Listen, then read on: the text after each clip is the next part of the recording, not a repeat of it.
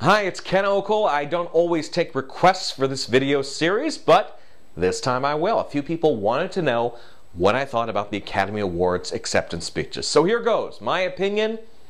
Really, I didn't think many of them were very good or very memorable. Think back.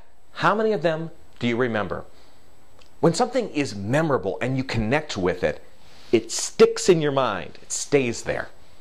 Most of those speeches were forgettable. Here's one of my biggest pet peeves. When the recipient is holding that nice statue and is thanking everyone, their parents, their doctor, their lawyer, their agent, their makeup artist, all these people who none of us know. When an audience hears information that they can't relate to, we tend to just mentally tune out. Same thing happens at the Oscars. Let me give you another way of saying this. Let's say I was talking to you about a chocolate chip cookie. It'd be better for me to talk about how the cookie is so good it just melts in your mouth, and how you like to just dip it into milk and that type of thing. You form an image of it, you connect with it, maybe you're even salivating. You wouldn't want me to go, okay, I'd like to thank the chocolate chip cookie makers. Let's see, brown sugar, white sugar, vanilla, flour, baking soda, heat the oven to 350. See, it's not about the details. It's about giving people information they can connect to. A few of the speeches I did like. Both were related to the King's speech.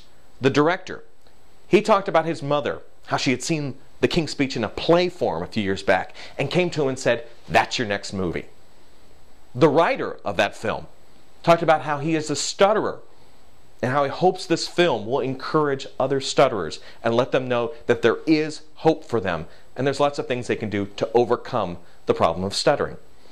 These people shared something personal about themselves with the audience. Sticks in the mind, makes you remember it.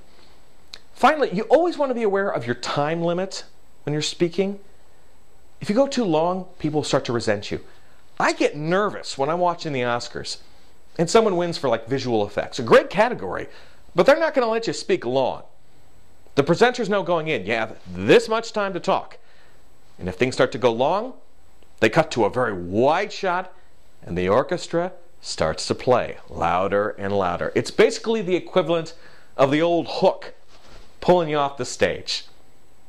Like I said, it makes me nervous as an audience member. If you're given a certain amount of time to speak, stick to it. If you're a little under that limit, it's okay. It's better for your audience to say, gee, that person was great. I'd love to hear more of them in the future. Rather than, oh, that person went long and they wouldn't shut up. If you're up against something like lunch or another session, people are going to be getting nervous and fidgety in their chairs because they want to go to the next thing, and you talking more than you should makes them real nervous. So those are a few observations about the Oscars, things to keep in mind the next time you speak in front of an audience. For more about me, go to my website, www.kenokel.com. And if you do have a request for a future video, send it over to me. You can find my email address on my website. Take care.